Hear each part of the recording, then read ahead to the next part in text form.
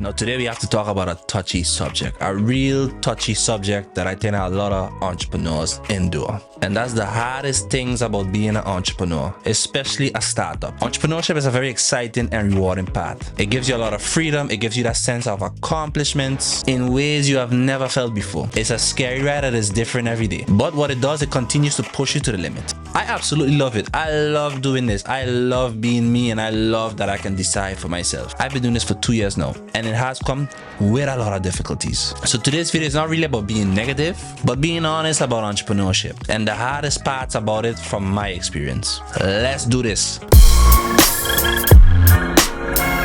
What's up, everybody? A little small milestone. We reached 50 subscribers. I want to thank all my 50 subscribers. It may not sound big, but hey, I'm on this journey and I'm enjoying it. So let me be me. And today we're going to talk about, as mentioned before, the hardest things about being an entrepreneur. I'm going to just jump right in it. The first one is you're going to feel alone. Being an entrepreneur can be very lonely at times because your friends and family might not understand what you're doing and why you do it. But on the other hand, why should they? They're not enduring the journey themselves, so it's difficult for them to understand it. And in most cases, they might not be able to relate to your experience as an entrepreneur. To make matters even worse, a lot of entrepreneurs don't even have the time to nurture friendships. That's why you see a lot of friendships, they start to break as an entrepreneur tends to grow. Between work and family responsibilities, a lot of them don't even have time to keep up with friendships. I try my best to keep up with the friends that I do have because it's very important for me to know that, hey, I have a circle that got my back. But sometimes I do get caught up and I'm very busy that I have to remind myself, hey, you still have these people as your friends. Send them a text, give them a call, just tell them hello for once. What you're going through. What's that? Oh, that thing just moved.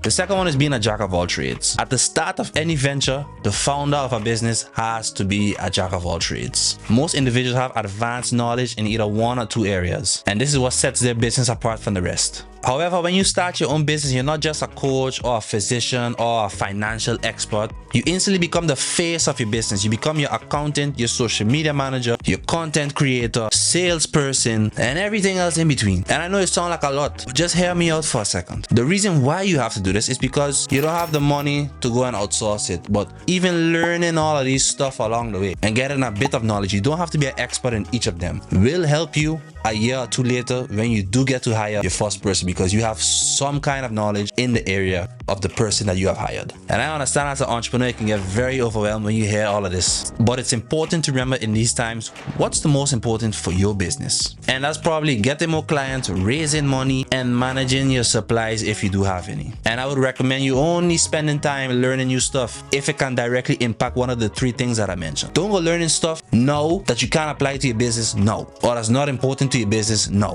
The next step is taking risk. You know I love this one because taking risk is not for everyone. One of the biggest risks entrepreneurs usually make is when they leave their secure and safe job to go on this venture. That's probably one of the biggest ones they make. Another big risk that they take, they put all of their savings into their business. They say, yes, I'm going to do this now. I'm going to put everything in there. And it's risky because they do have maybe a family to feed. They have to pay the bills. They got kids to feed. And financial risk is probably one of the heaviest risks in entrepreneurship. It can be a heavy load on your back because at the end of the day, we are all doing this to make that dollar or make that euro. We're not doing this for free. When you start selling new products or services, or when you hire someone for your business, you are taking a risk that people might not like what you're selling. This could damage your reputation and cost you a lot of money to fix. And finding investment is also a risk because you might not make any money back. When you have a business idea, it's very hard for you to know if it's a good idea. I mean, we all think that we have a good idea. Some of us learned the hard way that it's not a good idea. In fact, they say 1 out of every 10 businesses make it. And you might lose a lot of money if it doesn't work. And this is called a financial risk. I've talked to many people about this issue.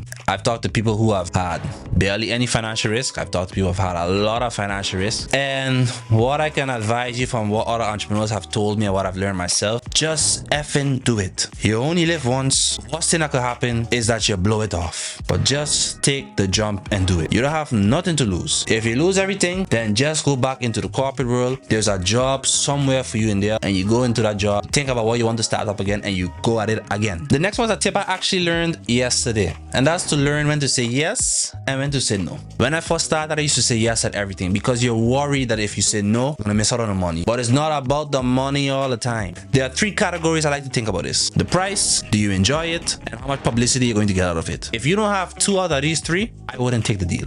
If you take a project with big money, you don't have no pleasure in it, but you get a lot of publicity, I would take it. If I get something that gets me a lot of publicity and I have pleasure doing it, but the money is not that big, I would probably take it as well because it still has 2 of the 3 core stuff that I've mentioned. Now the next one is handling skepticism, and this is a big one. A lot of entrepreneurs get skepticism. One of the hardest things about starting a business, especially if it's offering something new, is when people do not believe in it. If you ask any entrepreneur who had an original idea, they will tell you that a lot of people thought their idea was crazy. This is particularly for young, newly graduated individuals who invested years pursuing 1 or more degrees. They are often faced by a lot of skepticism by their parents because their parents are thinking, you just sat 4 years or 5 or 6 in college, you got your degree, and now you want to just stop to start a business? There's no security, there's no promises. What are you talking about? And although it is protection by your parents, it is very discouraging to the person. So I wouldn't advise you as a parent to go and say that. Let the person be. The person knows the journey. Let them fail if they have to fail. Let them grow. And to be honest, having a corporate full-time job doesn't always guarantee you security, because I've been fired on the spot because the company said they didn't have no money left. Skepticism is okay, and I'm going to tell you why. People doubt what they can't hear, see, or feel, or taste, or smell. And the only way to overcome this is to prove them wrong. And frankly, you want to hear this response. You want to hear them say you're crazy because you want an idea that most people think is crazy. Next one is something very similar as a lack of support. Lack of support from your family, from your friends, from the person you have a relationship with. As an entrepreneur, you're going to face a lot of obstacles. And what you do need while facing these obstacles is support. Yes, you need a good support system because it can be hard when you're on this journey and you don't fully believe in yourself yet, and everyone around you doesn't believe in you either. That is so discouraging. But I'm gonna tell you this because I know that feeling of starting unsure of what I'm going to do and now being sure about my journey, and nobody can get in between. It's all up here. You have to tell yourself every day you're doing it right. Even if some days it look wrong, you have to tell yourself this is the right thing I'm doing. I'm gonna make this big.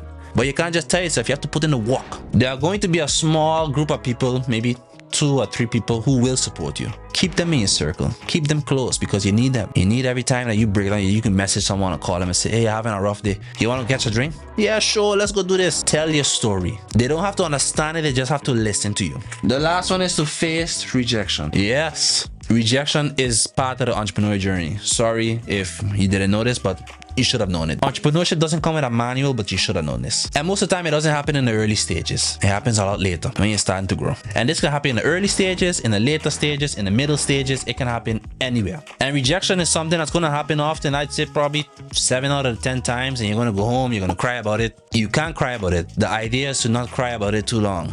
Cry for about 5 minutes and get over it because you can't avoid it happening. You just have to take it in. And for some people, the impact of rejection can be very hard. It does lead to some people actually quitting the whole thing. That might typically mean you wasn't ready for the journey yet. You think while I'm making these videos, people ain't thinking right now what this boy talking about? And if I email them or ever offer my services, they might say no. That's okay.